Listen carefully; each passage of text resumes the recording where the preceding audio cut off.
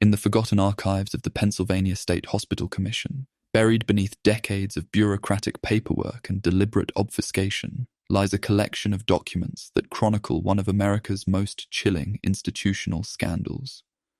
These yellowed pages, stamped with official seals and signed by long-dead administrators, tell the story of Riverside Mental Asylum, a fortress of limestone and steel that rose from the Pennsylvania countryside in 1923, promising hope and healing to the mentally afflicted. Yet within these same archives, a darker truth emerges from the shadows of carefully maintained records. Between the years 1948 and 1956, 89 patients admitted to Riverside Mental Asylum simply vanished. Not transferred to other facilities, as the meticulously falsified records claimed. Not released to family members who had long since stopped asking questions. They disappeared completely, as if they had never existed at all. The massive Gothic structure still haunts the landscape near the Susquehanna River, its 3 imposing wings stretching across 40 acres of now overgrown grounds. Storm clouds gather perpetually above its limestone towers, casting shadows that seem to reach far beyond the boundaries of the abandoned property. Local residents speak in hushed tones about the asylum, their voices carrying the weight of half-remembered rumors and whispered family secrets that span generations. But how does nearly 100 souls simply vanish from an institution designed to heal the human mind?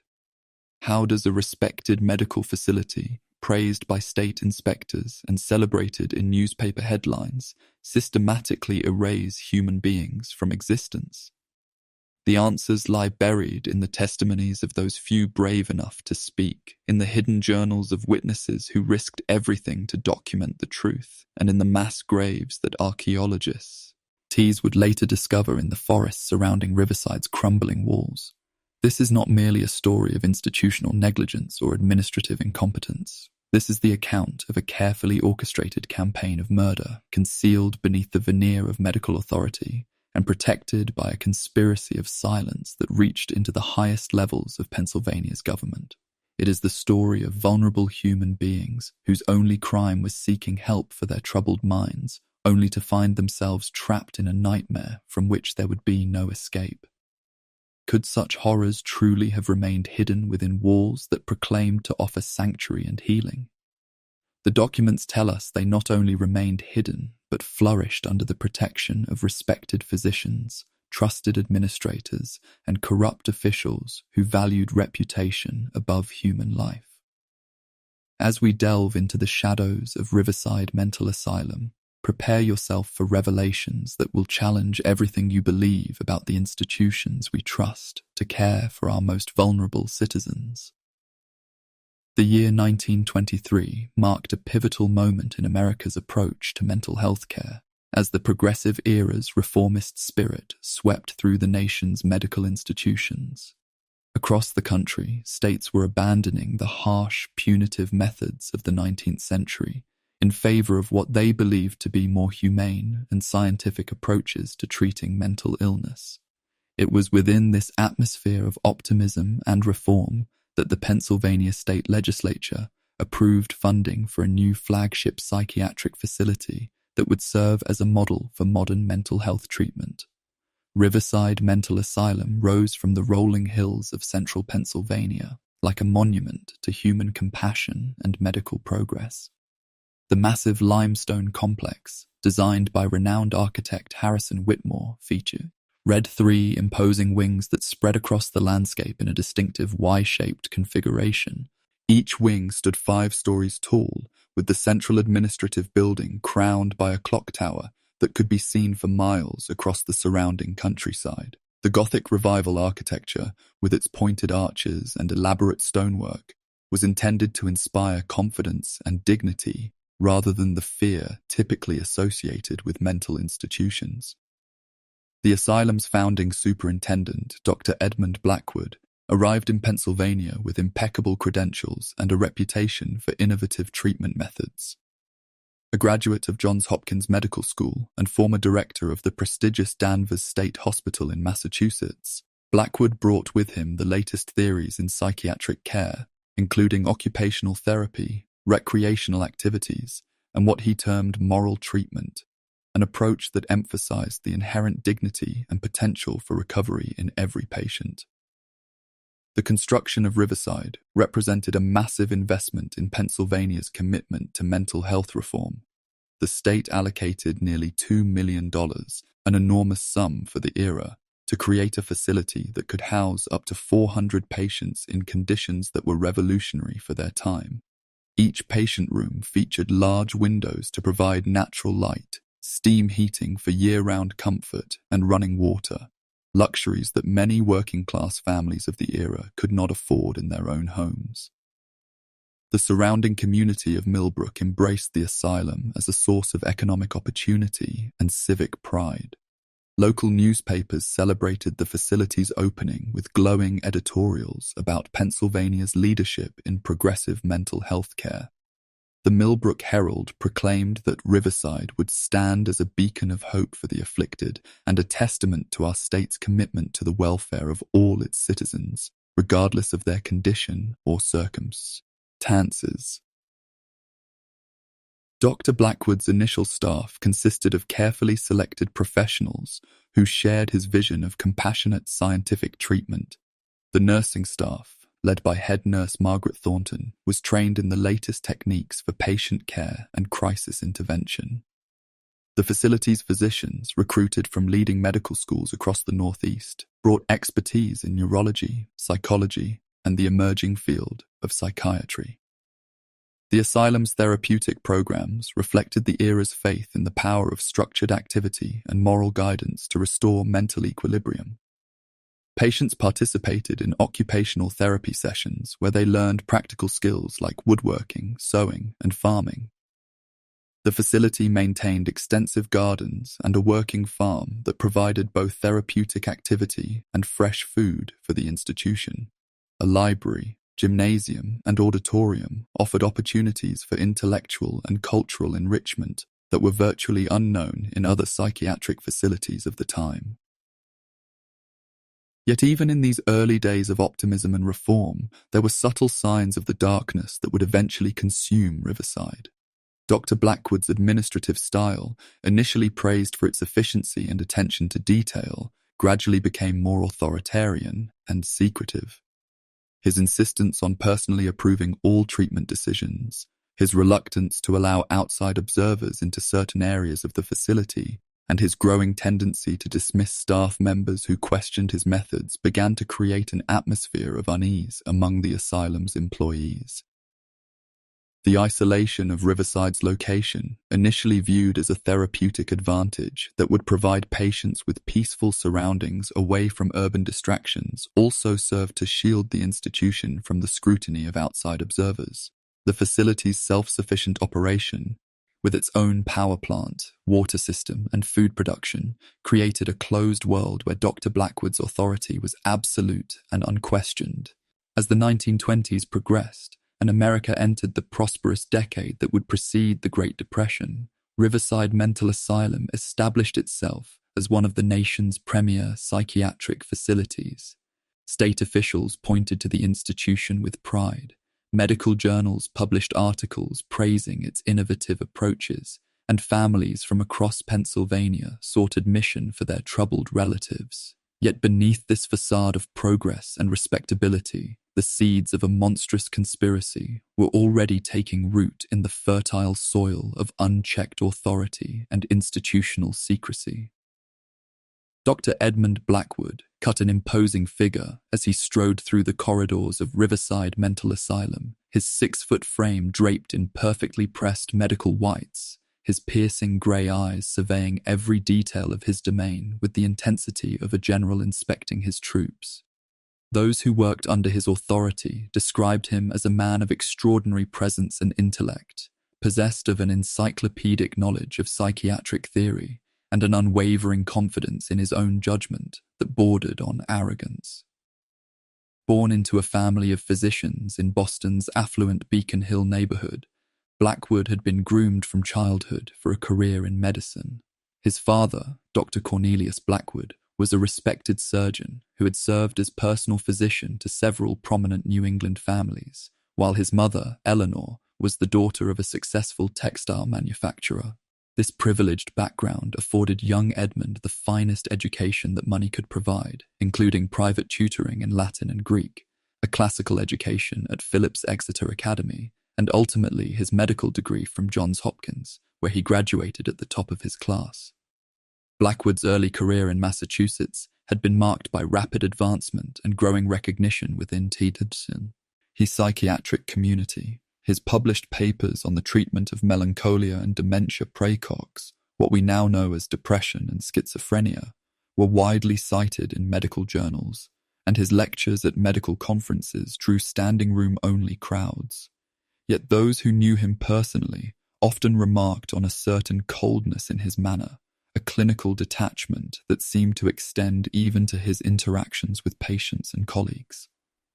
When Blackwood accepted the position as Riverside's founding superintendent, he brought with him not only his medical expertise, but also his vision of what a modern psychiatric institution should be. His philosophy centered on the concept of total environmental control, the belief that every aspect of a patient's existence, from their daily schedule to their social interactions, should be carefully managed and monitored by medical professionals. This approach, while superficially benevolent, granted Blackwood unprecedented authority over the lives of hundreds of vulnerable individuals. The asylum's early years under Blackwood's leadership were marked by impressive achievements that solidified his reputation as a pioneer in psychiatric care. Patient mortality rates at Riverside were significantly lower than at comparable institutions. Treatment outcomes showed measurable improvement, and the facility's innovative programs attracted attention from medical professionals across the country. State inspectors consistently rated Riverside as exemplary, and Dr. Blackwood was frequently invited to serve on committees and advisory boards related to mental health policy. However, as the years passed, subtle changes began to emerge in Blackwood's administration of the asylum. His initial collaborative approach with staff members gradually gave way to an increasingly autocratic management style. He instituted a complex hierarchy of reporting relationships that ensured all information flowed directly to him, while simultaneously restricting communication between different departments within the facility. Staff members who had once been encouraged to share their observations and suggestions found themselves relegated to implementing orders without question or input. In 1940, at the age of 62, Dr. Edmund Blackwood began grooming his son Marcus to assume leadership of Riverside Mental Asylum. Marcus Blackwood, then 35 years old, possessed his father's imposing physical presence and intellectual capabilities, but his personality reflected a darker, more ruthless character that would prove instrumental in the horrors that were to come. Unlike his father, who had at least initially been motivated by genuine reformist ideals, Marcus demonstrated from the beginning a coldly calculating approach to psychiatric care that prioritized efficiency and control above all other considerations. The younger Blackwood had completed his medical education at Harvard Medical School, where his professors noted his exceptional academic performance alongside disturbing tendencies toward experimental approaches that pushed the boundaries of accepted medical ethics. His doctoral thesis, which examined the effects of prolonged sensory deprivation on psychiatric patients, raised concerns among faculty members about his willingness to subject vulnerable individuals to potentially harmful procedures in pursuit of scientific knowledge. When Marcus officially assumed the role of chief superintendent in 1945 following his father's retirement, the transitio marked the beginning of Riverside's darkest chapter. The elder Blackwood remained on the premises as superintendent emeritus, ostensibly to provide guidance and continuity, but in reality to shield his son's increasingly radical experiments from outside scrutiny. Together, father and son would create a system of institutional authority so complete and so isolated from external oversight that it would enable them to commit crimes against humanity on an unprecedented scale. Throughout the 1940s and early 1950s, Riverside Mental Asylum maintained a public reputation that bordered on the miraculous. State legislators regularly cited the facility as evidence of Pennsylvania's progressive approach to mental health care, while medical journals published glowing reviews of its innovative treatment programs and impressive recovery rates. The asylum's carefully cultivated image of excellence served as a masterful deception that concealed the growing horrors taking place within its limestone walls. The orchestration of this deception required meticulous planning and flawless execution. When state inspectors arrived for their annual reviews, they were greeted by Dr. Marcus Blackwood himself, impeccably dressed and radiating the confidence of a man completely in control of his domain. The inspectors were guided along carefully planned routes that showcased the asylum's most impressive facilities, the sun-drenched occupational therapy workshops where patients engaged in meaningful activities, the well-stocked library where residents could be observed reading quietly, and the dining halls where nutritious meals were served on proper china with real silverware. These tours never ventured into the deeper corridors of the asylum, where patient rooms were overcrowded and understaffed, nor did they include visits to the basement levels where the most disturbing activities took place. The inspectors saw only what Dr. Blackwood wanted them to see, a model institution operating at the highest standards of modern psychiatric care. The patients selected to interact with inspectors were carefully chosen for their ability to articulate positive experiences and express gratitude for their treatment, while those who might tell different stories were conveniently absent during inspection periods. The local newspaper, the Millbrook Herald, regularly featured articles celebrating Riverside's achievements and Dr. Blackwood's innovative approaches to mental health treatment. These stories, which investigators would later discover were often written by asylum staff members under pseudonyms, painted a picture of miraculous recoveries and grateful families. Headlines proclaimed, "Riverside patient returns to normal life after breakthrough treatment," and "Local family credits asylum with saving their son's future." The asylum's public relations efforts extended beyond mere publicity to include carefully staged events designed to showcase its commitment to patient welfare. Annual open houses allowed selected members of the community to tour designated areas of the facility, while charity fundraisers positioned Riverside as a benevolent institution deserving of public support. Dr. Blackwood himself became a sought-after speaker at medical conferences and community events, where his articulate presentations on progressive psychiatric care earned him recognition as one of the nation's leading experts in the field. Perhaps most convincingly, the asylum maintained detailed records that supported its claims of therapeutic success. Patient files document steady improvement in mental conditions, successful integration back into community life, and grateful letters from former patients and their families. These records, which appeared to meet all requirements for proper documentation, were actually elaborate fabrications designed to create a paper trail that would satisfy any external investigation. The physical appearance of the asylum itself contributed significantly to the illusion of respectability and professional competence. The grounds were meticulously maintained, with manicured lawns, carefully tended flower gardens, and freshly painted buildings that conveyed an impression of prosperity and attention to detail. The main entrance featured an impressive lobby with marble floors, crystal chandeliers, and oil paintings of distinguished physicians, creating an atmosphere more reminiscent of an exclusive hotel than a psychiatric institution. Staff members who interacted with the public were carefully selected and trained to present a unified message about the asylum's mission and achievements. They spoke knowledgeably about treatment philosophies, patient care protocols, and the facility's commitment to dignity and respect for all residents. These employees genuinely believed in much of what they said, as they were deliberately kept ignorant of the asylum's darker activities and saw only the carefully constructed facade that Dr. Blackwood had created for external consumption. Yet even the most carefully constructed deception contains cracks that can be observed by those who know where to look.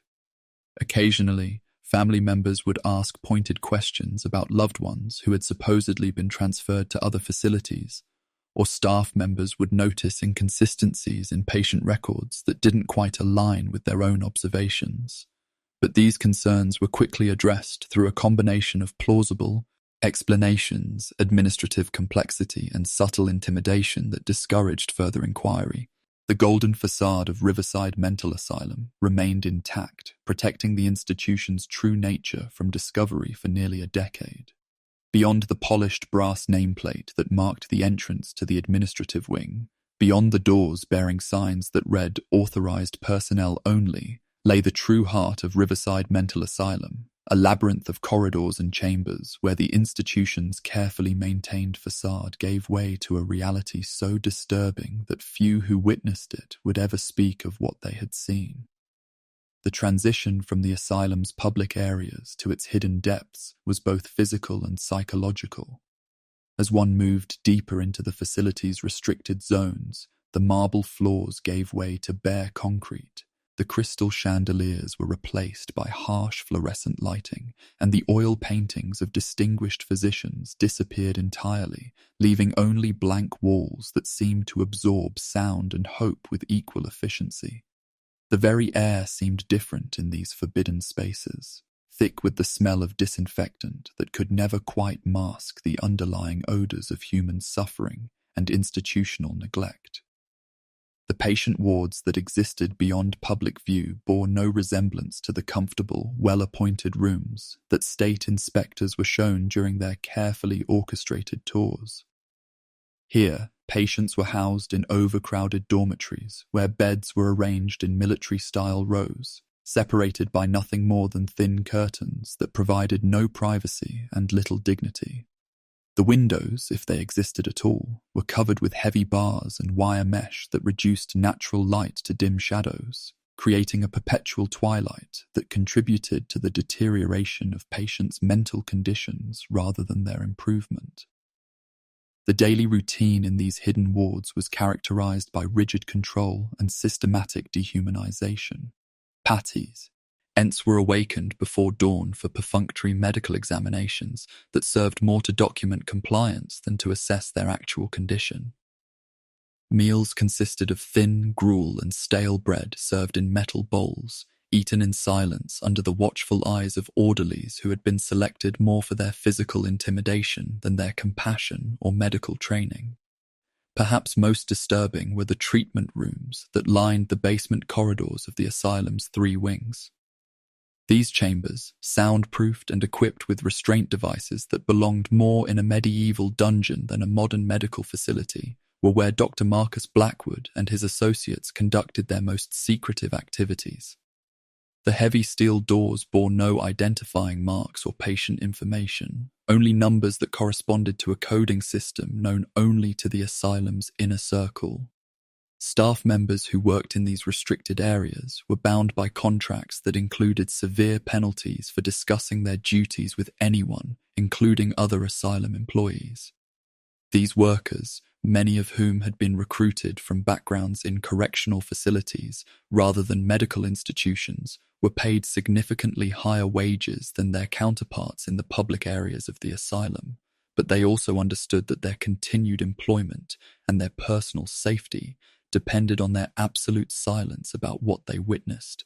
The patients selected for treatment in these hidden areas were chosen according to criteria that had little to do with their medical needs and everything to do with their vulnerability and disposability. Those without family connections, individuals from impoverished backgrounds, and patients whose mental conditions made them unreliable witnesses were systematically identified and marked for special attention. Their removal from the general population was explained through a variety of bureaucratic mechanisms: transfers to specialized facilities, participation in experimental treatment programs, or simply administrative reorganization of patient assignments. The sounds that emanated from these basement chambers during the night hours created an atmosphere of terror that permeated the entire institution. Even patients housed in the upper floors could hear the muffled screams and mechanical noises that suggested activities too horrible to contemplate. These sounds, combined with the mysterious disappearances of fellow patients, created a culture of fear that served to maintain order and discourage any attempts at resistance or rebellion. Nursing staff who had been hired with genuine intentions of providing compassionate care found themselves caught in an impossible situation. Those who attempted to question the treatment protocols or express concern about patient welfare were quickly transferred to less sensitive positions, dismissed entirely, or subjected to various forms of professional and personal intimidation. The few who possessed the courage to document what they observed did so at tremendous personal risk, understanding that discovery could result in consequences far more severe than mere job loss. The administrative systems that governed these hidden operations were masterfully designed to prevent detection and maintain plausible deniability. Patient records were maintained in multiple versions, with sanitized copies available for inspection, while more detailed documentation was secured in locked files accessible only to Dr. Blackwood and his most trusted associates. Communication about sensitive activities was conducted through coded language and verbal instructions that left no paper trail, while the physical evidence of the asylum's true activities was systematically destroyed or concealed. This hidden reality of Riverside Mental Asylum represented the complete corruption of medical ethics and human decency, transforming an institution designed to heal into a mechanism for systematic abuse and murder that would continue unchecked for nearly a decade. The systematic elimination of patients at Riverside Mental Asylum began not with a master plan executed in dramatic fashion, but rather through a series of seemingly isolated incidents that established patterns and procedures that would eventually enable mass murder on an unprecedented scale. The first documented disappearances occurred during the harsh winter of 1948, when 3 patients vanished within a span of 6 weeks. Their absences explained through administrative narratives that would become increasingly elaborate and contradictory as the conspiracy deepened. Margaret O'Sullivan, a 26-year-old seamstress from Pittsburgh, had been admitted to Riverside in October 1947 following what her family described as a nervous breakdown brought on by the stress of caring for her invalid mother while working long hours in a textile factory. Her condition, which we would now recognize as severe depression with anxiety, had responded well to the asylum's initial treatment program, and she had been making steady progress toward recovery. Her letters home, which were carefully monitored by asylum staff, spoke optimistically about her improving condition and her hope of return to her family by Christmas. Margaret's sister, Catherine, visited regularly during the autumn months and was encouraged by her siblings' apparent improvement. Margaret had gained weight, was participating in occupational therapy activities, and spoke lucidly about her plans for the future. However, when Catherine arrived for her scheduled visit on December 15, 1948, she was informed by Dr. Blackwood personally that Margaret had been transferred to a specialized facility in Philadelphia that could provide more advanced treatment for her particular condition. The explanation seemed plausible, even commendable, evidence of Riverside's commitment to ensuring that each patient received the most appropriate care available. Dr. Blackwood provided Catherine with official documentation of the transfer, complete with letterhead from the receiving institution and a detailed explanation of why Margaret's case required this specialized attention.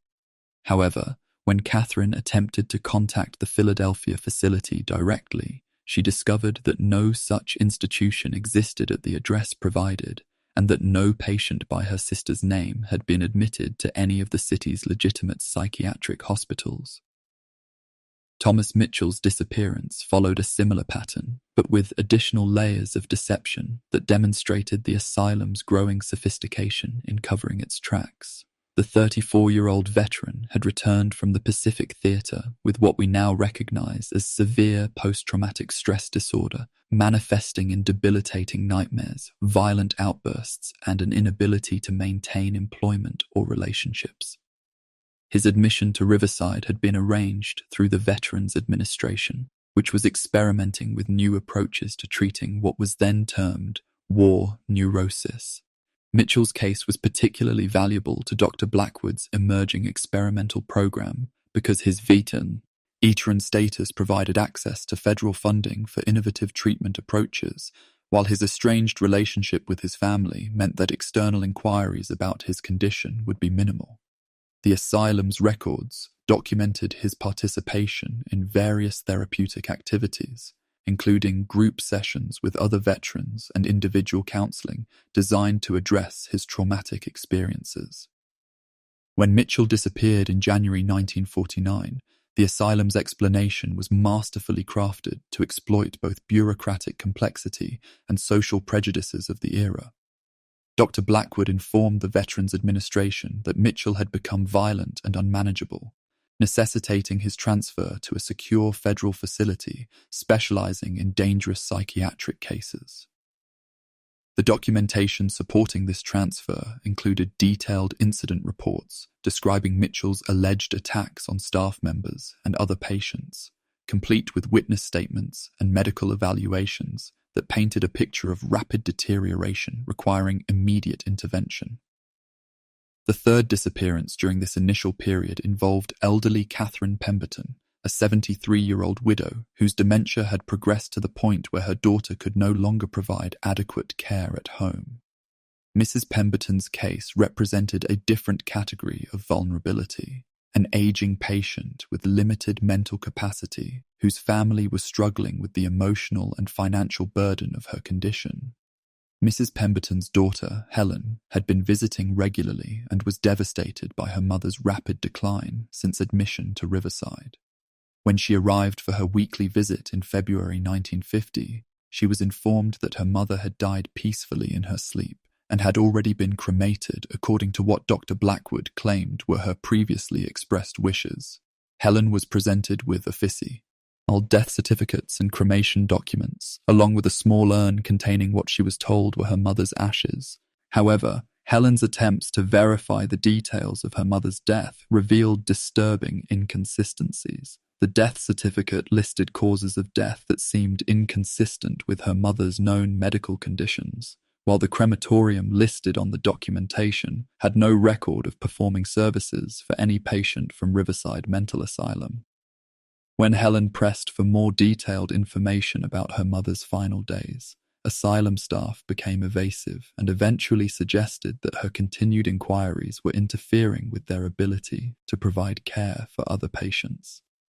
These three cases established the basic framework for what would become a systematic program of patient elimination disguised as routine medical administration.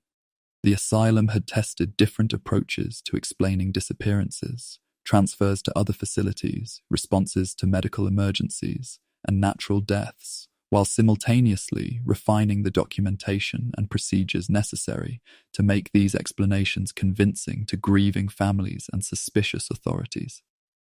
Eleanor Hayes arrived at Riverside Mental Asylum on a grey October morning in 1949, her starched white uniform crisp with anticipation and her nursing bag packed with the instruments of healing that she believed would help her serve the institution's noble mission. At 28 years old, she possessed both the technical competence and compassionate spirit that had made her one of the most respected nurses at Philadelphia General Hospital, where she had spent the previous 5 years caring for patients in the psychiatric ward.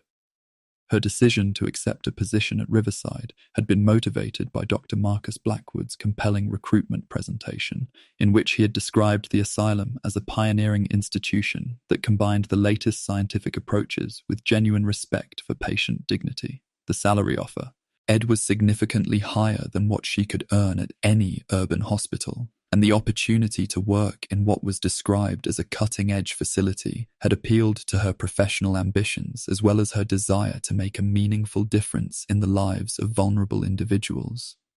Eleanor possessed the physical attributes that reflected her inner strength and determination, standing 5 feet 6 inches tall with auburn hair that she wore in a practical bun, bright green eyes that missed no detail, and hands that moved with the precise efficiency of years of medical training. Her colleagues at Philadelphia General had often remarked on her ability to remain calm under pressure while maintaining an unwavering focus on patient welfare, qualities that had earned her recognition as one of the hospital's most valuable staff members. Her initial weeks at Riverside seemed to confirm Dr. Blackwood's promises about the institution's commitment to progressive patient care. She was assigned to the medical wing, where she worked with patients suffering from various forms of mental illness, providing both routine care and specialized attention during crisis periods. The facilities were indeed impressive. The staff appeared professional and dedicated, and the patients seemed to be receiving appropriate treatment for their conditions. However, as Eleanor became more familiar with the asylum's operations, she began to notice subtle inconsistencies that troubled her professional instincts. Patients would sometimes disappear from her ward without explanation, their absences attributed to transfers to other facilities or participation in special treatment programs that she was told required strict confidentiality.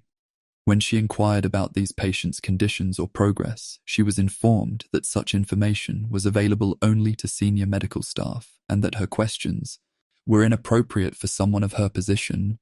The first incident that truly alarmed Eleanor occurred in November 1949, when she discovered that a patient named Robert Chen, a young man suffering from what appeared to be mild depression, had been removed from her ward during the night shift. When she asked the charge nurse about Robert's whereabouts, she was told that he had been transferred to a specialized treatment program in the basement level of the facility. However, when Eleanor attempted to visit Robert to check on his condition, she found that the basement areas were restricted to authorized personnel only, and her requests for access were denied. Eleanor's growing unease was compounded by her observations of changes in patients who returned from these mysterious treatment programs. Those who did return often appeared significantly different, more withdrawn, less responsive, and sometimes bearing subtle physical signs that suggested they had undergone procedures that were not documented in their official medical records. When she attempted to discuss these observations with other nursing staff, she was met with uncomfortable silence or suggestions that she was imagining problems that didn't exist. The breaking point came in December 1949, when Eleanor discovered a patient named Sarah Williams crying in a supply closet, desperate to avoid being taken for what she described as special treatment. Sarah begged Eleanor to help her hide, claiming that patients who went to the basement treatment rooms often came back, changed, or didn't come back at all. When Eleanor tried to reassure Sarah that medical procedures were designed to help patients recover, the young woman grabbed her arm with surprising strength and whispered, "They're not trying to make us better, they're trying to make us disappear." This encounter forced Eleanor to confront the possibility that her employer was engaged in activities that violated every principle of medical ethics she had sworn to uphold. The realization filled her with a mixture of horror and determination, horror at the implications of what she was beginning to understand, and determination to gather evidence that could expose the truth and protect the vulnerable patients who depended on her care.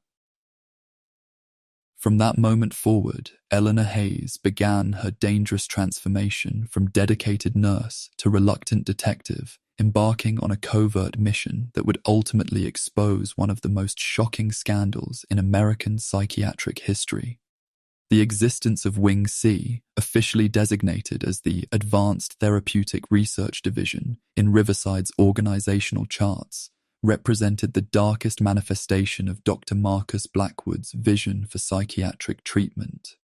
Located in the asylum's eastern wing and accessible only through a series of locked doors that required special authorization, this facility within a facility served as the primary location for unauthorized human experimentation that violated every principle of medical ethics and human decency. The wing's architectural design reflected its sinister purpose, with corridors that seemed deliberately designed to muffle sound and prevent observation.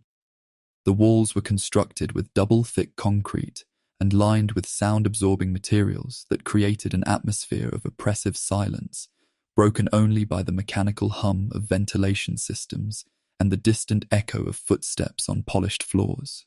Fluorescent lighting cast harsh shadows that seemed to follow observers through the maze-like passages, while the absence of windows in most areas created a sense of isolation from the outside world that was both psychological and physical.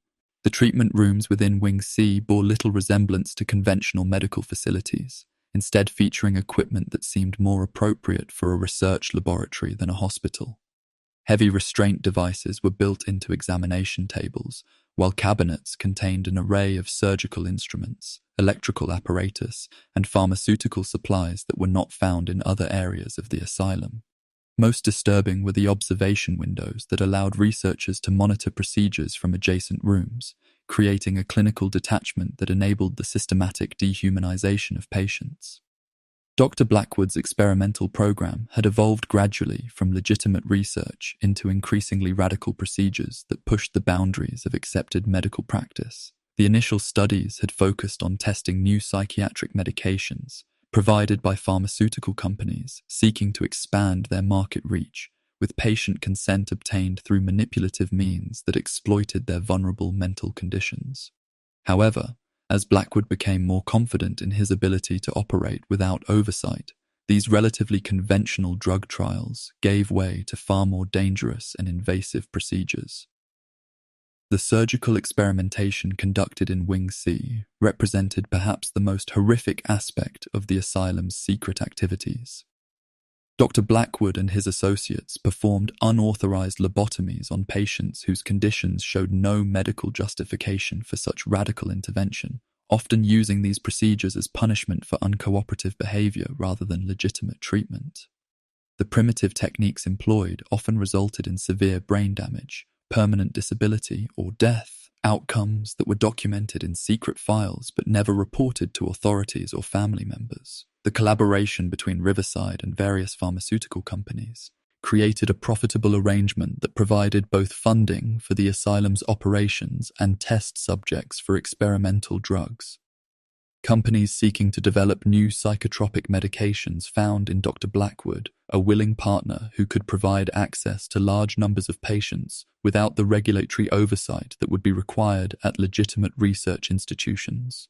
These arrangements were formalized through contracts that specified payment schedules based on the number of subjects tested and the types of procedures performed.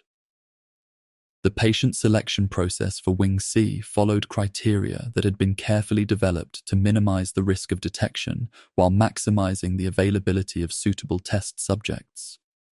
Individuals with no family connections, those from impoverished backgrounds who were unlikely to be missed, and patients whose mental conditions made them unreliable witnesses were systematically identified and marked for experimental use.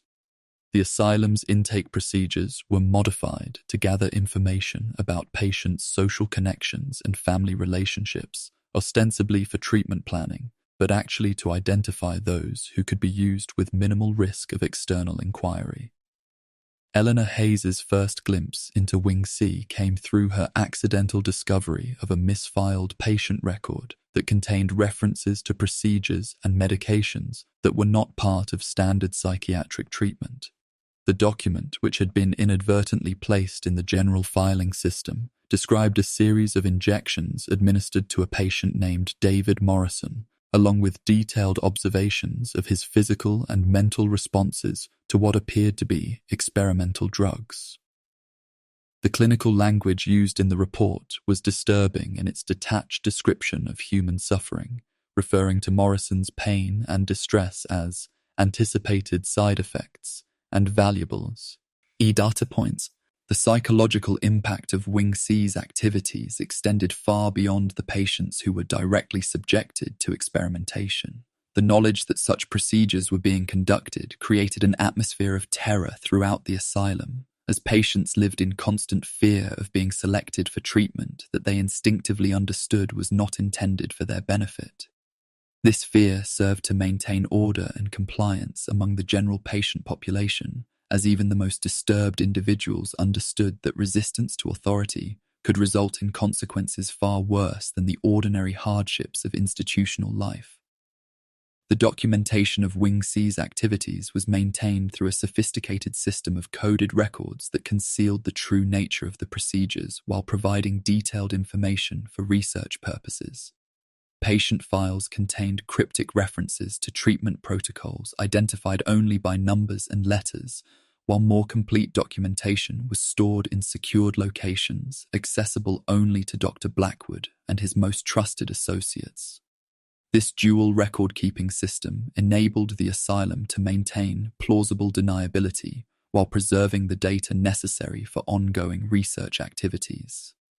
The horror of Wing C lay not only in the specific procedures conducted within its walls, but in the systematic transformation of medical care into a mechanism for exploitation and abuse that reduced human beings to laboratory specimens in pursuit of knowledge and profit that served no legitimate therapeutic purpose.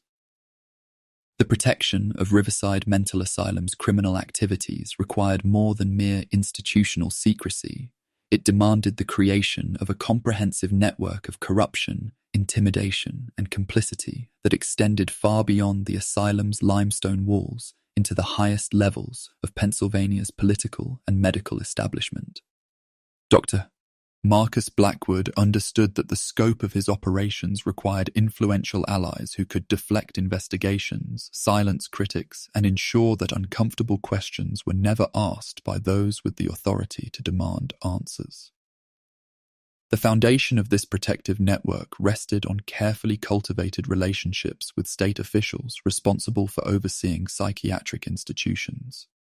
Dr. Blackwood had identified key positions within the Pennsylvania Department of Health and the State Hospital Commission, whose occupants could influence inspection schedules, modify reporting requirements, and control the flow of information to higher authorities. These relationships were developed through a combination of professional networking, social connections, and strategic financial arrangements that created mutual dependencies beneficial to all parties involved. State Inspector Harold Kowalski exemplified the type of corrupted official who enabled Riverside's crimes to continue undetected. Kowalski, whose annual inspections were crucial to the asylum's continued operation, had been systematically compromised through a carefully orchestrated campaign that began with legitimate professional interactions and gradually escalated to outright bribery.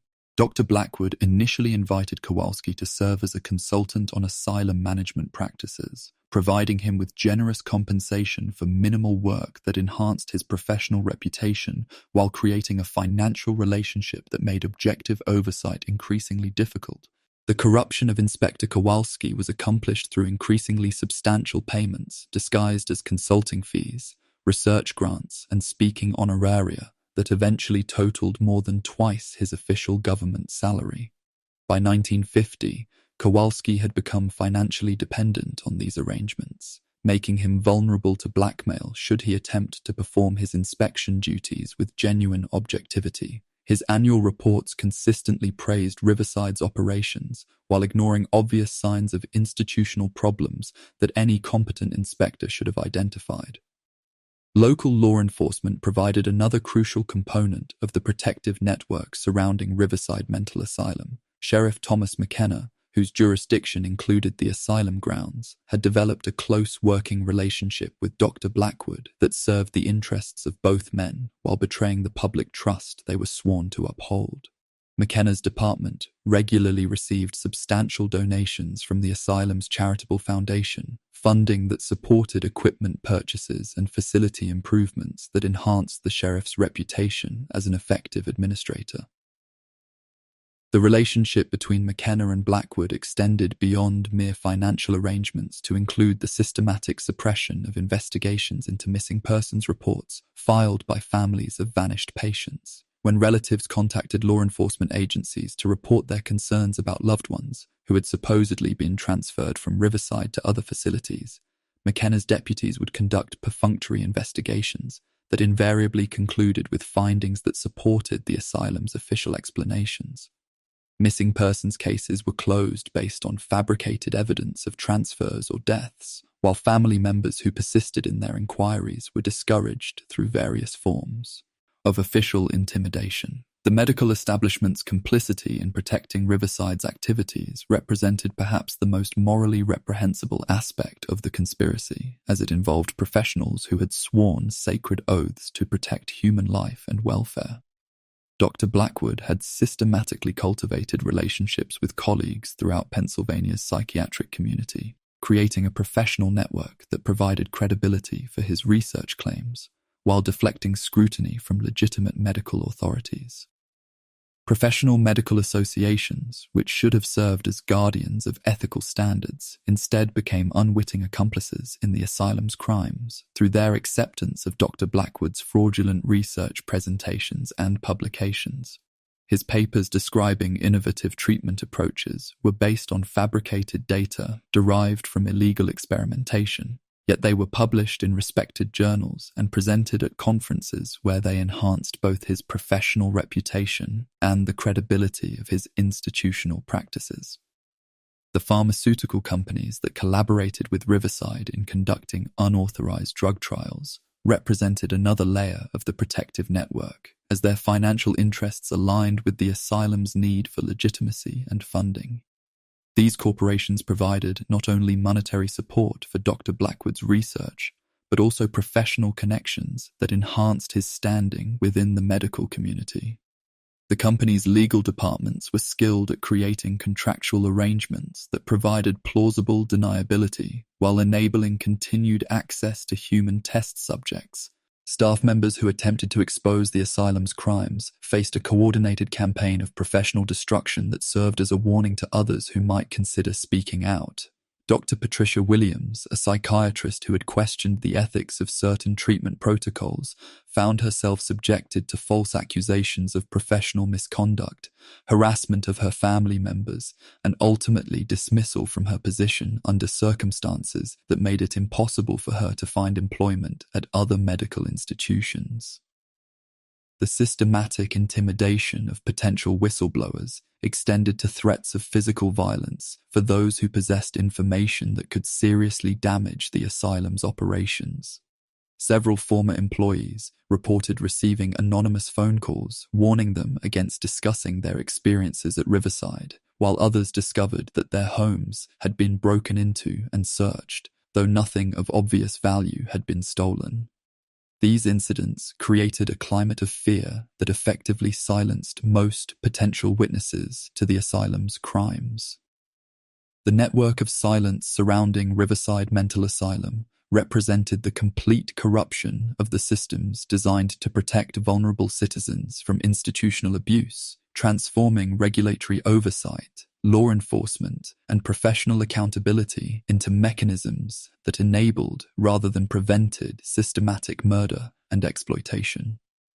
The period from 1951 to 1955 marked the apex of Riverside Mental Asylum's systematic campaign of patient elimination, during which the institution's methods reached a level of efficiency and sophistication that enabled the disappearance of patients on an industrial scale.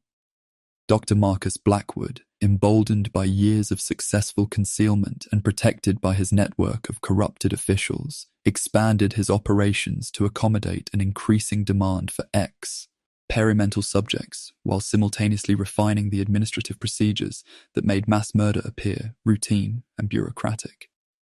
The asylum's patient intake procedures during this period were modified to facilitate the identification of suitable targets for elimination, with admission forms designed to gather detailed information about applicants' family connections, financial resources, and social standing. Patients who possessed extensive family networks, substantial assets, or prominent social positions were provided with legitimate treatment designed to ensure their eventual discharge, while those lacking such protective factors were systematically channeled toward programs that virtually guaranteed their disappearance. The development of what Dr. Blackwood termed patient classification protocols created a bureaucratic framework that disguised the selection process for elimination while providing plausible justification for differential treatment approaches.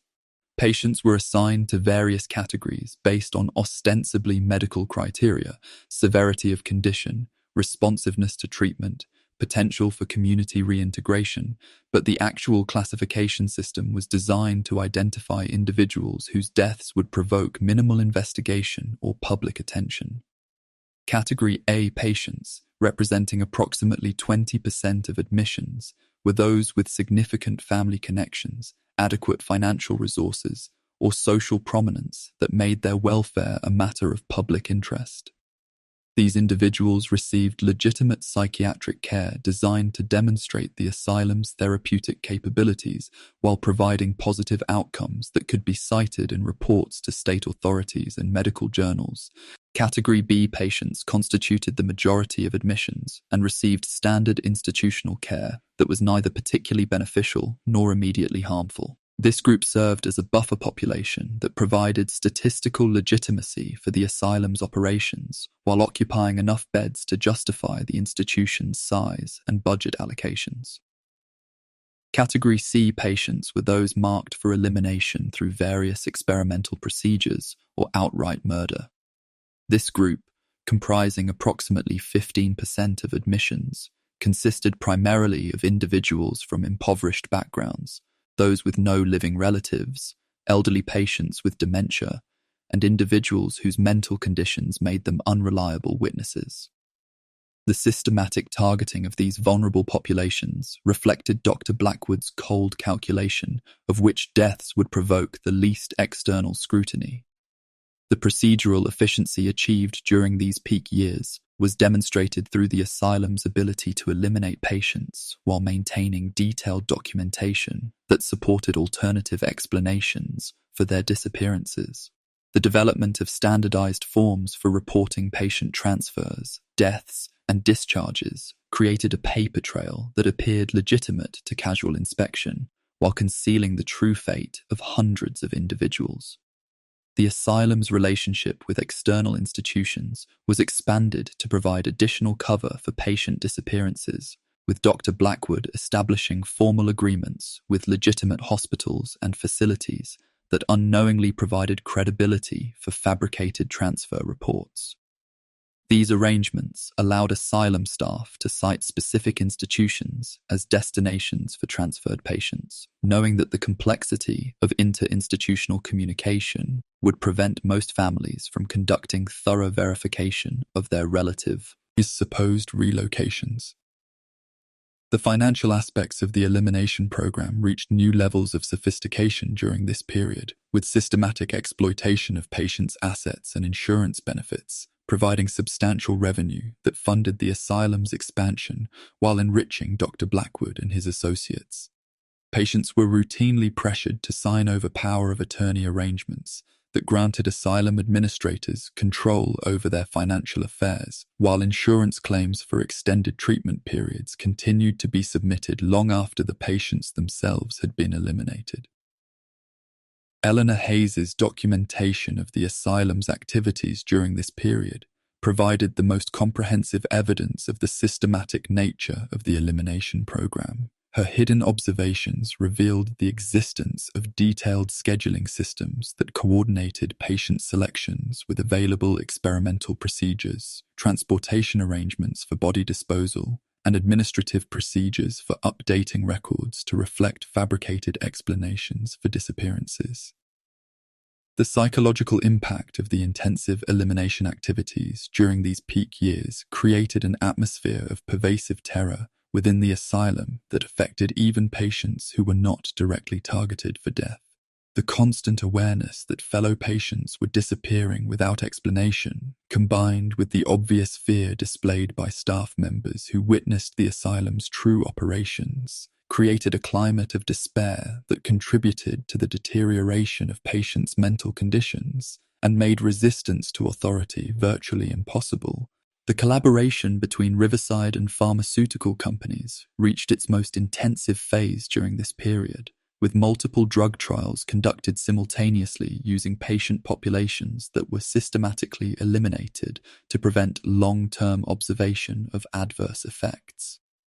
The companies involved in these arrangements profited enormously from access to human test subjects while remaining insulated from liability through contractual arrangements that placed all responsibility for patient welfare on Dr. Blackwood and his institution. The period from 1951 to 1955 represented the full flowering of Riverside Mental Asylum's transformation from a medical institution into a systematic killing operation that combined the efficiency of modern bureaucracy with the moral depravity of the most heinous criminal enterprises in human history. Eleanor Hayes's transformation from devoted nurse to covert investigator required her to develop skills far beyond those taught in nursing school, as she learned to navigate the dangerous world of institutional espionage while maintaining her professional duties and avoiding detection by Dr. Blackwood's increasingly paranoid security measures. Her decision to document the asylum's crimes represented an act of extraordinary courage that placed her life in constant jeopardy, as she understood that discovery would result in consequences far more severe than mere termination of employment.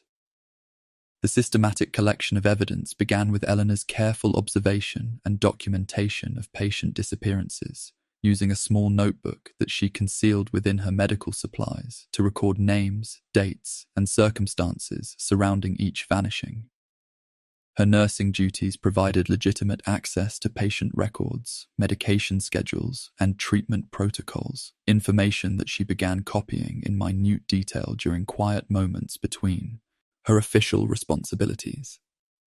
Eleanor's growing expertise in covert photography proved crucial to her evidence-gathering mission, as she learned to use a small camera hidden within her medical bag to capture images of restricted areas, unauthorized procedures, and documentary evidence that would be impossible to obtain through other means. The technical challenges of photographing in low-light conditions while avoiding detection required considerable practice and innovation, leading her to develop techniques for concealing flash equipment and positioning herself to capture incriminating images without arousing suspicion.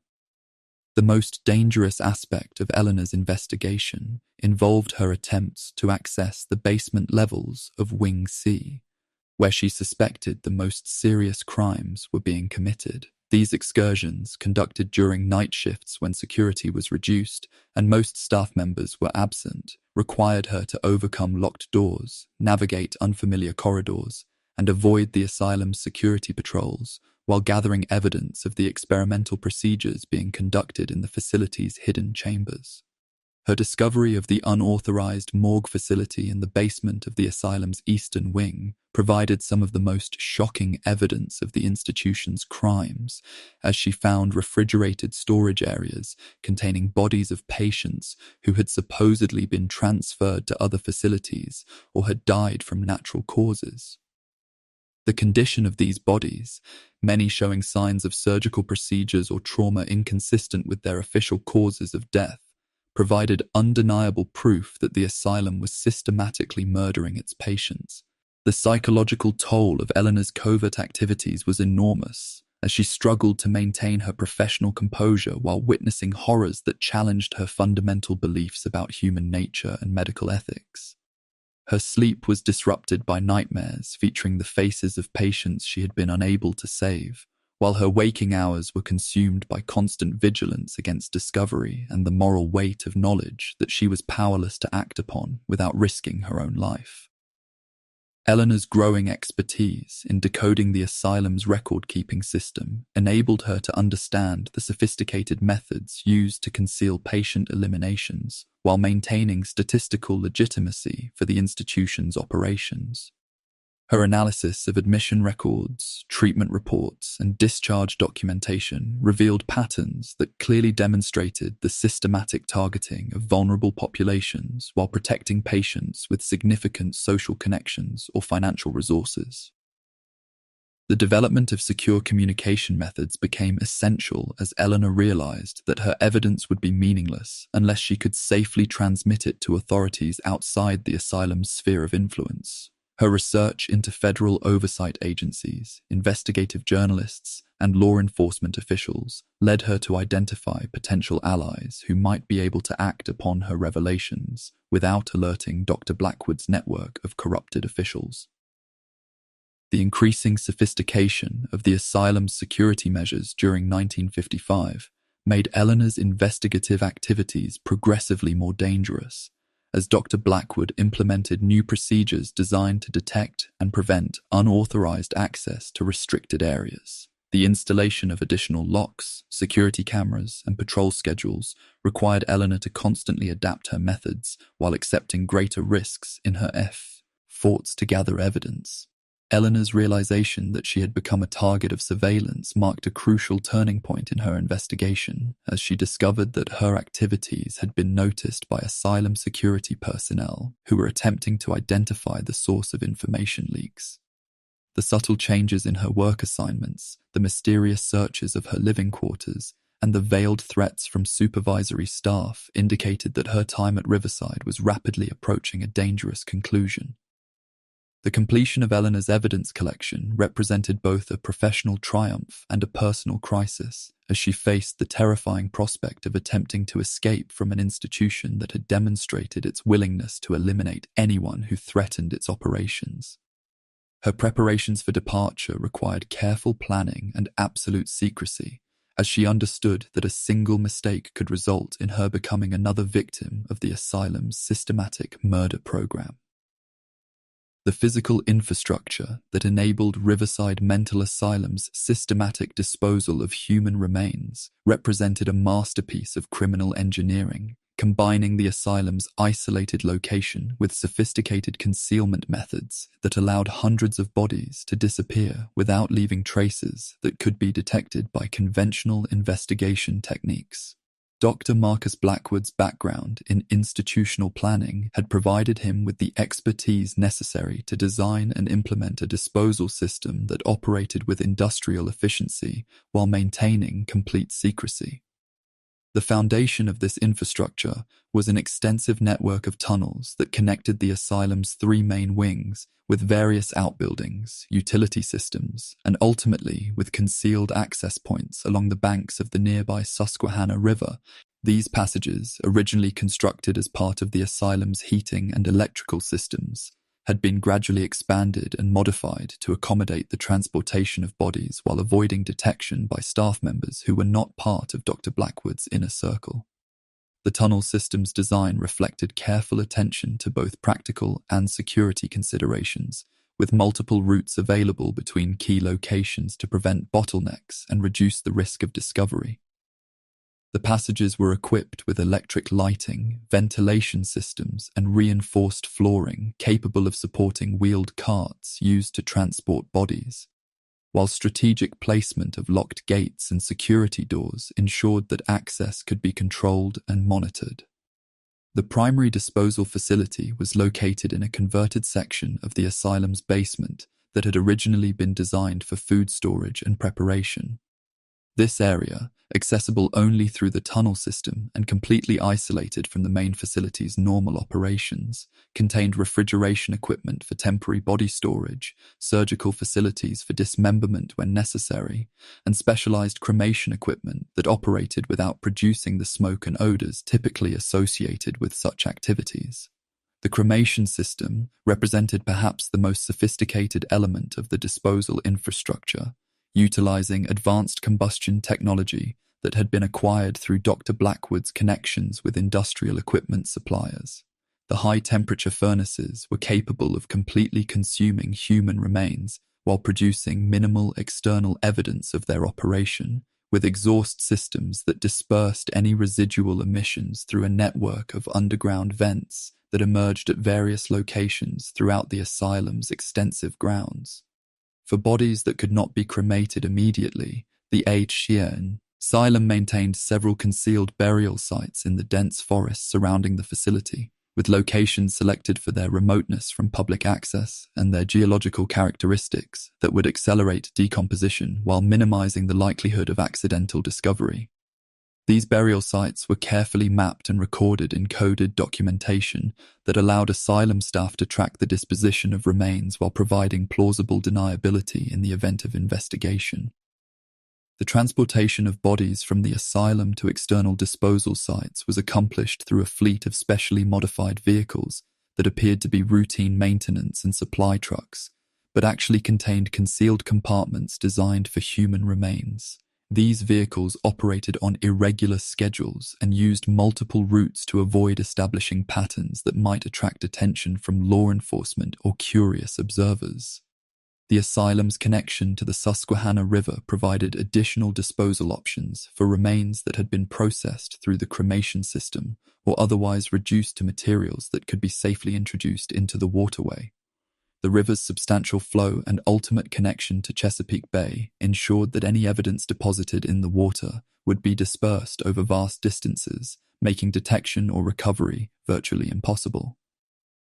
The financial resources required to construct and maintain this elaborate disposal infrastructure were substantial, representing a significant portion of the asylum's operational budget that was concealed through creative accounting practices and legitimate-appearing expenditures for facility maintenance and improvement. Equipment purchases were disguised as medical supplies or building maintenance materials, while construction activities were conducted by carefully selected contractors who were either part of the conspiracy or kept ignorant of the true purpose of their work. The operational security surrounding the disposal infrastructure required the coordination of multiple staff members who understood various aspects of the system while remaining ignorant of its overall scope and purpose. Maintenance workers were responsible for tunnel upkeep, orderlies handled body transportation, and specialized technicians operated the cremation equipment, with each group believing that their activities were part of legitimate institutional operations. The documentation of disposal activities was maintained through coded record-keeping systems that tracked the movement and processing of remains while using language that would appear innocuous to outside observers. Bodies were referred to using identification numbers rather than names, while disposal methods were described through technical terminology that concealed their true meaning from anyone not familiar with the asylum's operational codes. The eventual discovery of this underground network would provide investigators with overwhelming physical evidence of the asylum's crimes, including human remains, processing equipment, and detailed records that documented the systematic murder of hundreds of patients over nearly a decade of operation. The carefully maintained facade of Riverside Mental Asylum began to crumble during the winter months of 1955, as a series of increasingly desperate cover-up attempts and security breaches created the conditions that would ultimately expose Dr. Marcus Blackwood's systematic murder program to federal investigation. The breaking point came not through a single dramatic revelation, but rather through the accumulation of contradictions, inconsistencies, and suspicious activities that finally attracted the attention of authorities beyond the reach of the asylum's network of corrupted officials.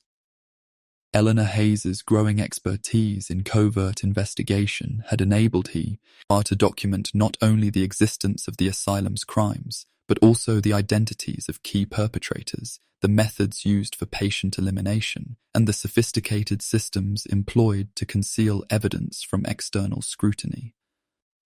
By late 1955, her hidden archive contained photographic evidence of unauthorized procedures, copies of falsified records, detailed observations of the disposal infrastructure, and testimonial accounts from other staff members who had witnessed various aspects of the conspiracy. However, Eleanor's activities had not gone entirely unnoticed by Dr. Blackwood's security apparatus, which had been gradually tightening its surveillance of staff members suspected of unauthorized access to restricted areas. The asylum's security chief, former police detective Robert Manning, had identified patterns of unusual activity that suggested the presence of an informant within the institution, leading to increasingly sophisticated countermeasures designed to identify and eliminate potential threats to the operation's security. The catalyst for Eleanor's decision to escape from Riverside came through her accidental discovery that she had been identified as a security risk and was scheduled for elimination disguised as a workplace accident. Her name appeared on a coded list that she found while photographing documents in Dr. Blackwood's private office, a list that she recognized as containing the names of staff members who had been asking uncomfortable questions or demonstrating excessive curiosity about restricted activities. Eleanor's escape plan required weeks of careful preparation, as she understood that a failed attempt would result in her immediate death, while successful departure would need to be accomplished in a manner that did not alert asylum security to the extent of her knowledge or the location of her hidden evidence. Her strategy involved creating the appearance of a family emergency that would justify her sudden departure while simultaneously arranging for the secure transmission of her documentation to federal authorities. The selection of appropriate federal contacts represented a crucial challenge, as Eleanor understood that many state and local officials had been compromised by Dr. Blackwood's corruption network. Her research identified Federal Bureau of Investigation agents specializing in interstate crimes and public corruption, individuals whose jurisdiction and authority would enable them to launch investigations beyond the reach of local interference.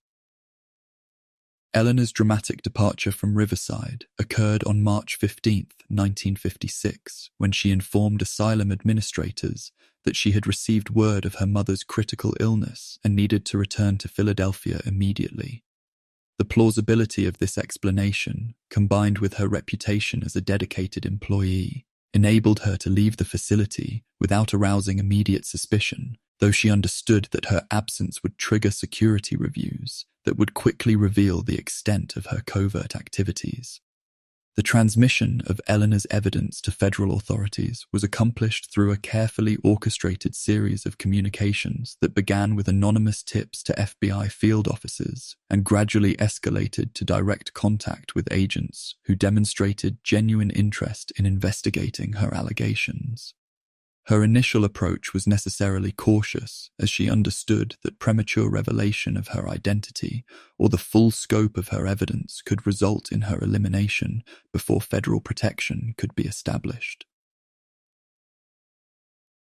The FBI's initial response to Eleanor's allegations reflected the institutional skepticism that typically greets claims of widespread conspiracy and systematic murder, particularly when such claims involve respected medical professionals and established institutions.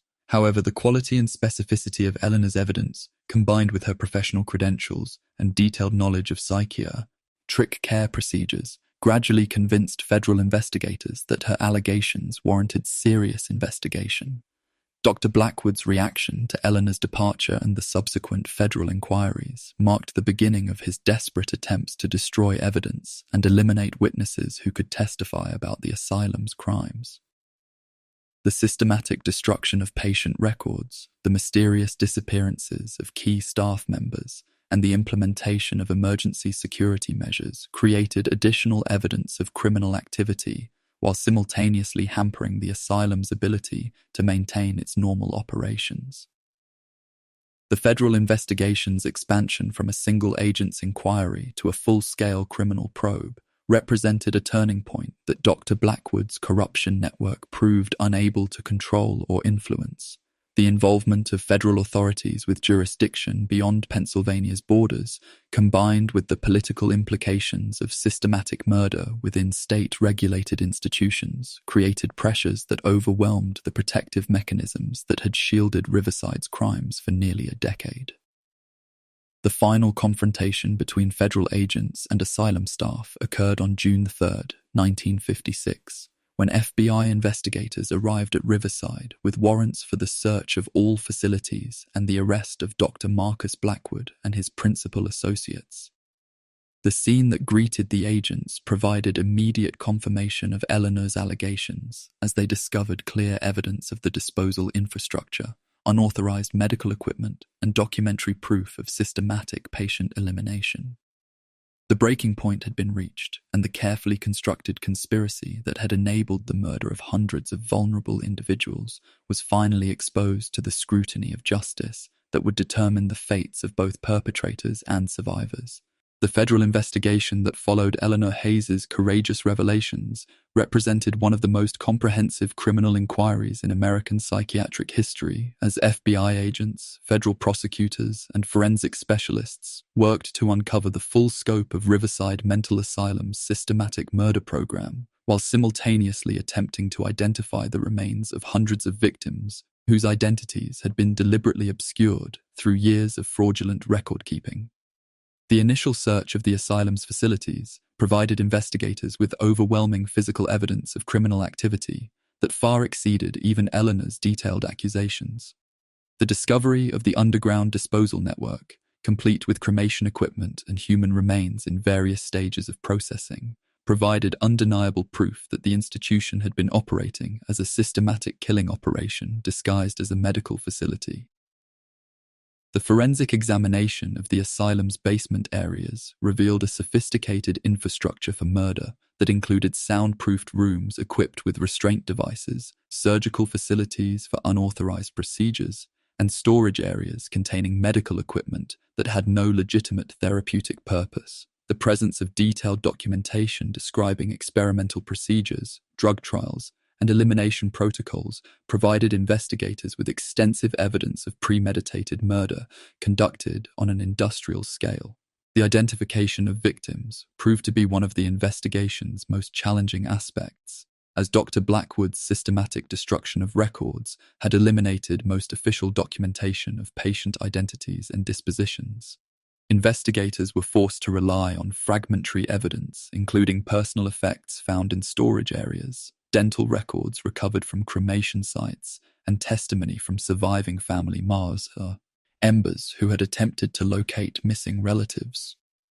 The archaeological investigation of burial sites in the forests surrounding Riverside revealed mass graves containing the remains of dozens of victims, many showing evidence of surgical procedures, trauma, or other indicators of violent death. The forensic analysis of these remains provided crucial evidence for prosecution, while simultaneously offering some degree of closure to families who had spent years wondering about the fate of their loved ones. Dr. Marcus Blackwood's arrest on June 3, 1956, marked the beginning of legal proceedings that would expose the full extent of his criminal enterprise, while simultaneously revealing the network of corruption that had enabled his crimes to continue undetected for nearly a decade.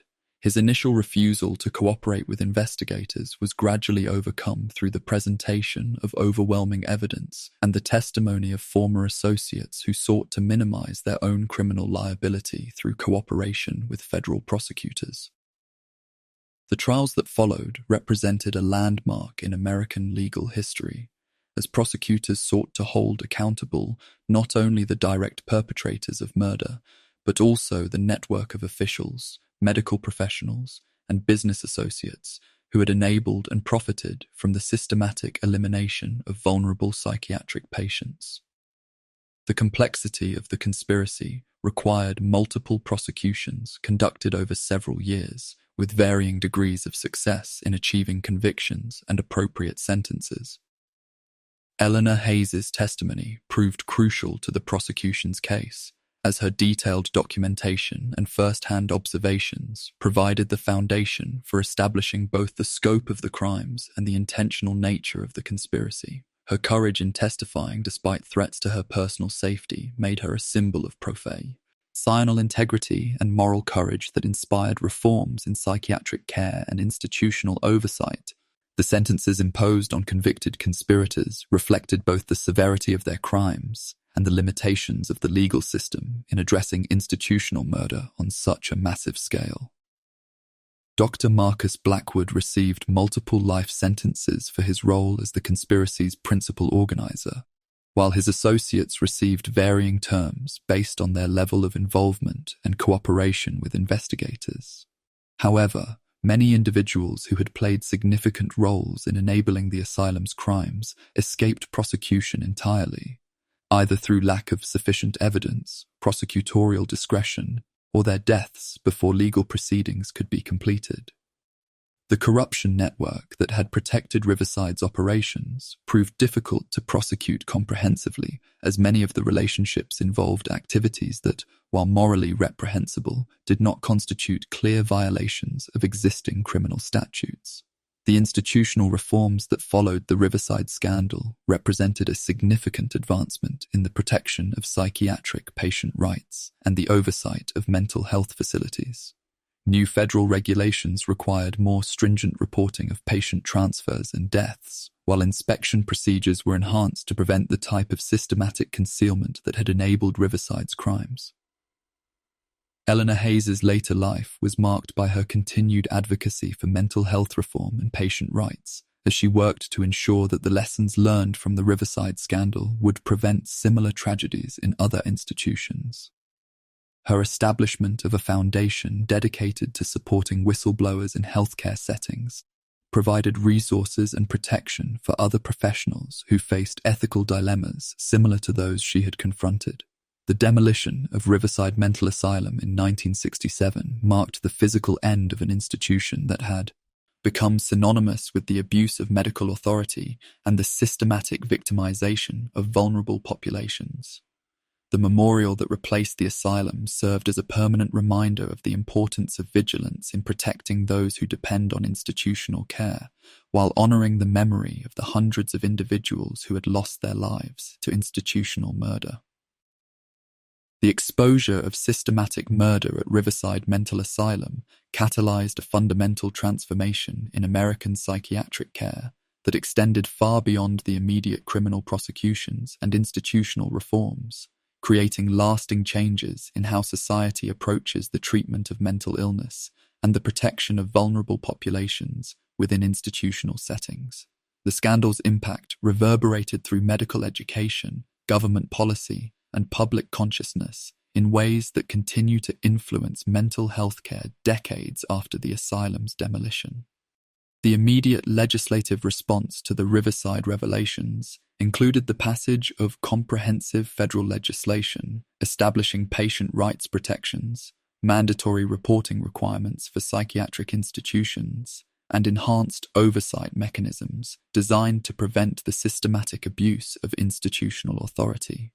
The Mental Health Patient Protection Act of 1958 created federal standards for psychiatric care that included provisions for family notification of patient status changes, independent advocacy for patients without family connections, and criminal penalties for medical professionals who violated patient welfare standards. The transformation of medical education represented another crucial aspect of Riverside's legacy, as medical schools across the country incorporated comprehensive ethics training and oversight procedures designed to prevent the type of institutional corruption that had enabled Dr. Blackwood's crimes. The development of medical ethics as a formal academic discipline was significantly influenced by the need to understand how respected medical professionals could participate in systematic murder while maintaining their professional standing within the medical community. The psychiatric profession's response to the scandal included the establishment of new professional organizations dedicated to patient advocacy and the development of ethical standards that explicitly prohibited participation in unauthorized experimentation or any procedures not directly related to legitimate therapeutic goals. These organizations created peer review mechanisms designed to identify and address questionable practices before they could escalate to criminal activity. The memorial established at the former site of Riverside Mental Asylum serves as both a monument to the victims of institutional murder and an educational resource that continues to inform visitors about the dangers of unchecked authority and the importance of vigilance in protecting vulnerable populations.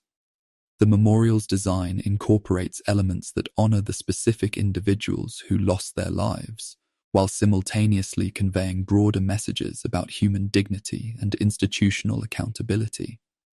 The identification efforts that continued for decades after the asylum's closure represented an ongoing commitment to providing closure for families while preserving the historical record of the institution's crimes. Advances in forensic science, including DNA analysis and improved dental identification techniques, enabled investigators to identify additional victims and provide definitive answers to families who had spent years wondering about the fate of their relatives. The influence of the Riverside case on contemporary mental health policy can be observed in current debates about institutional care, patient rights, and the balance between treatment authority and individual autonomy. The scandal serves as a historical reference point for discussions about the potential for abuse within institutional settings and the need for robust oversight mechanisms that can prevent systematic victimization of vulnerable populations. Eleanor Hayes's continued advocacy work following the trials established her as a national authority on institutional abuse and whistleblower protection, leading to her involvement in numerous other investigations of healthcare fraud and patient abuse. Her foundation's work in supporting healthcare professionals who identify institutional wrongdoing has provided crucial resources for individuals facing ethical dilemmas similar to those she encountered at Riverside. The academic study of the Riverside case has contributed to scholarly understanding of institutional corruption, systematic abuse, and the conditions that enable ordinary individuals to participate in extraordinary crimes.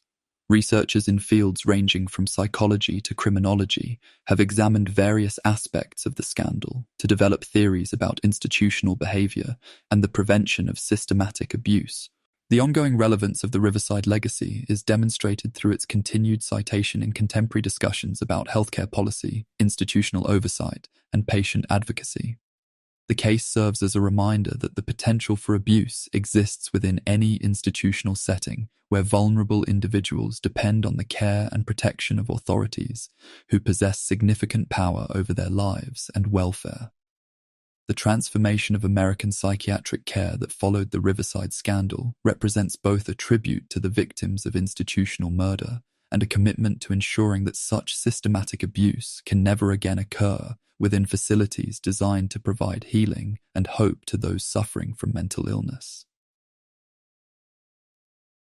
Despite the comprehensive federal investigation and subsequent prosecutions that followed the exposure of Riverside Mental Asylum's systematic murder program, numerous questions about the scandal remain unanswered more than 6 decades after Eleanor Hayes's courageous revelations brought the conspiracy to light.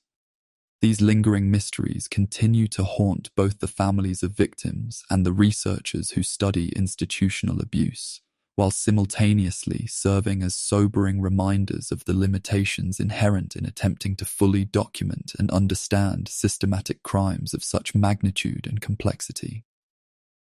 The exact number of victims eliminated during Riverside's operation remains uncertain, as Dr. Marcus Blackwood's systematic destruction of records and the sophisticated methods used to conceal patient dispositions have prevented investigators from developing a complete accounting of the asylum's crimes. While federal investigators documented evidence of at least 89 disappearances during the peak years of elimination activity, forensic evidence suggests that the actual number of victims may have been significantly high, potentially reaching into the hundreds when the full scope of the asylum's operations is considered. The fate of several key figures in the conspiracy has never been definitively established, including Dr. Edmund Blackwood, whose disappearance shortly before federal agents arrived at Riverside has generated decades of speculation about whether he escaped prosecution through flight, suicide, or elimination by his own associates.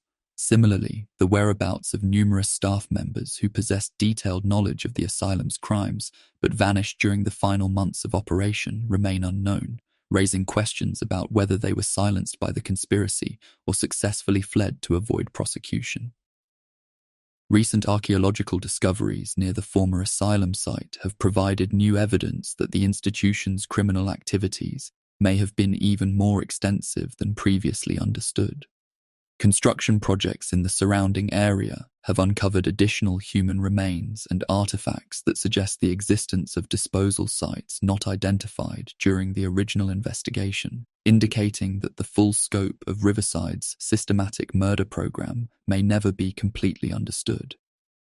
The potential existence of similar operations at other psychiatric institutions during the same era represents perhaps the most disturbing unanswered question raised by the Riverside case. Dr. Blackwood's professional connections with colleagues at facilities throughout the region, combined with evidence of interstate coordination in patient transfers and experimental procedures, suggests that Riverside may not have been an isolated case of institutional murder, but rather part of a broader network of corrupted psychiatric facilities. Modern investigations into historical cases of institutional abuse have been enhanced by advances in forensic science, digital record analysis, and investigative techniques that were not available during the original Riverside inquiry. These technological improvements have enabled researchers to identify additional victims, trace previously unknown connections between conspirators, and develop more comprehensive understanding of the systematic methods used to conceal crimes within institutional settings. The relevance of the Riverside case to contemporary discussions about healthcare oversight and patient protection has been highlighted by recent scandals involving institutional abuse, experimental procedures conducted without proper consent, and systematic cover-ups of patient welfare violations. These modern cases demonstrate that the conditions that enabled Riverside's crimes continue to exist within institutional settings, making vigilance and robust oversight mechanisms as crucial today as they were in the aftermath of the original scandal. The ongoing efforts to identify remaining Riverside victims through genetic genealogy and other advanced forensic techniques represent both a commitment to providing closure for affected families and a demonstration of society's continuing obligation to remember and honor those who lost their lives to institutional murder. These identification projects serve as practical applications of advancing technology while simultaneously preserving the historical memory of systematic abuse that must never be forgotten or repeated.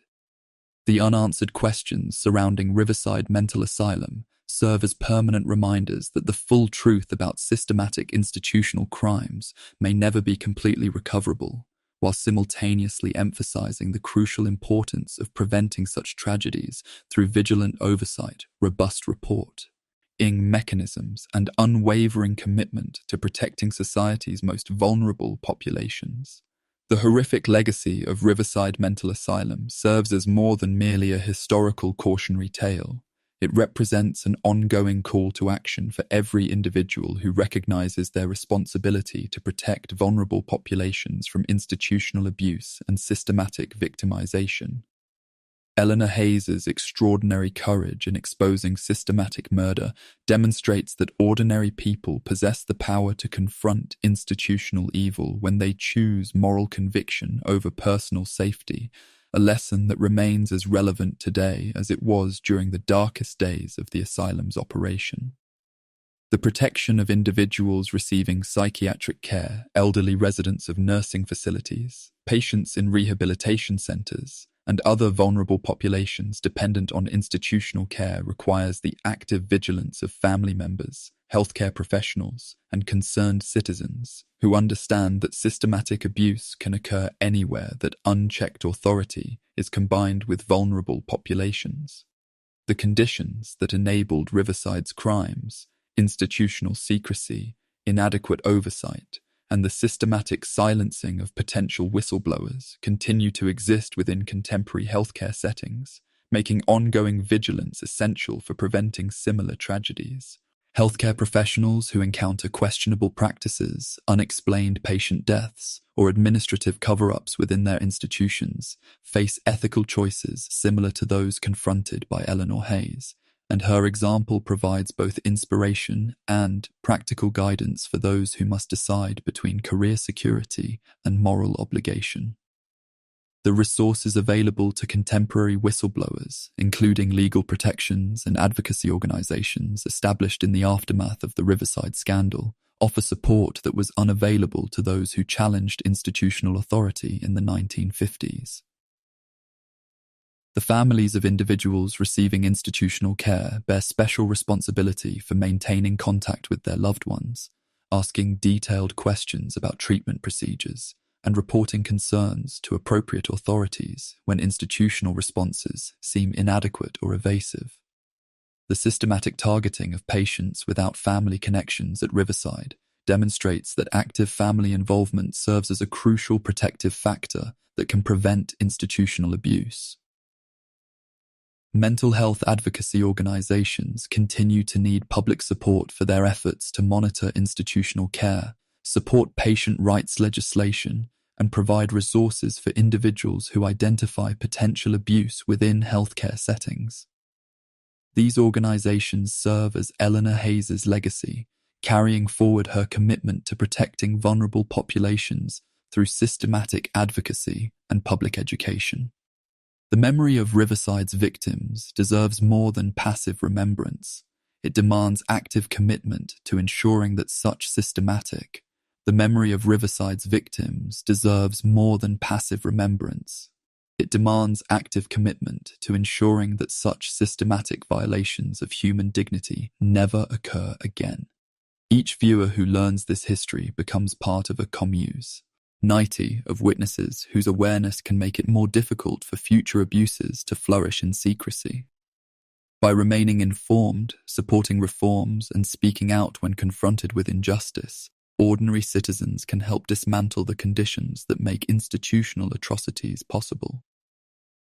You can honor the lives of the 89 who vanished, and the many more whose suffering may never be fully known, by sharing this story with others. Discuss it with your friends, your family, and your communities. Support local and national mental health organizations dedicated to transparency and accountability. If you work within healthcare or social services, consider how your professional vigilance could prevent a tragedy similar to Riverside. If you are a family member of someone in institutional care, commit to maintaining an active presence and never accepting evasive explanations when concerns arise. We also encourage you to use your voice here. In the comments, you are invited to share your reflections on Riverside or any personal experiences you or your loved ones have had within mental health or long-term care facilities. Your stories are powerful reminders that vigilance is not an abstract ideal, it is a living responsibility that belongs to us all. If you found this documentary valuable, consider subscribing to our channel for more investigations into the hidden histories that shape our present. Each story we tell is guided by a commitment to remembrance, accountability, and the belief that the past must inform how we protect the vulnerable today. Together, we can ensure that Riverside's legacy is not only a record of horror, but also a testament to the courage of those who refuse to look away, and an enduring call to action for each of us to stand against institutional darkness wherever it is found. The grounds where Riverside Mental Asylum once loomed have grown quiet with passing decades. Today, nothing remains of the limestone towers and barred corridors but the foundation stones that lie half buried beneath wild grass. Where there were once locked wards and echoing hallways, a simple memorial now stands, an unadorned granite monument etched with the words, "In memory of those lost and forgotten." Standing before that stone, one can almost feel the shadows pressing in from history, carrying the stories of those 89 patients whose names were struck from the records. The wind moves over the hillside with a cold persistence, as if even the land itself cannot forget what transpired here. It is easy to imagine Eleanor Hayes, years after she risked everything to tell the truth, returning to this place in search of some measure of peace. One can picture her standing among the wildflowers that have reclaimed the asylum grounds, remembering each face she tried to save. Though she did not live to see every question answered or every victim named, her courage ensured that Riverside's darkness would never remain hidden forever. As you listen to these names, Margaret O'Sullivan, Thomas Mitchell, Catherine Pemberton, and all those whose identities were erased, consider how fragile remembrance can be. When institutions hold absolute power, when silence becomes a shield for brutality, it is ordinary people who must decide whether the truth deserves a voice. For too many here, that voice came too late. Yet the memorial endures, bearing witness on behalf of all who were silenced. In the quiet hours of the evening, when the sky turns violet over the Susquehanna River, visitors sometimes leave small tokens, flowers, letters, candles flickering against the dark. These simple acts of remembrance matter. They affirm that the lives stolen within Riverside's walls were not simply case numbers or forgotten patients, but human beings deserving of dignity and compassion. Even now, unanswered questions linger. How many perished in the hidden chambers beneath the asylum? What final thoughts filled their minds as the doors closed behind them? And what secrets still lie buried in forgotten archives, waiting to be brought to light? The story of Riverside Mental Asylum is not only about cruelty and neglect, it is also a testament to the power of conscience. It is a reminder that wherever suffering is hidden, someone must be willing to look closer, to to ask uncomfortable questions, and to honor the memory of those who cannot speak for themselves. As this investigation draws to a close, we invite you to carry these stories with you. Let them deepen your empathy, sharpen your vigilance, and strengthen your commitment to protecting those who have no one else to protect them. Because history is not merely a record of what has been, it is a mirror reflecting what we are willing to tolerate. And sometimes, the greatest act of remembrance is refusing to let the past be buried.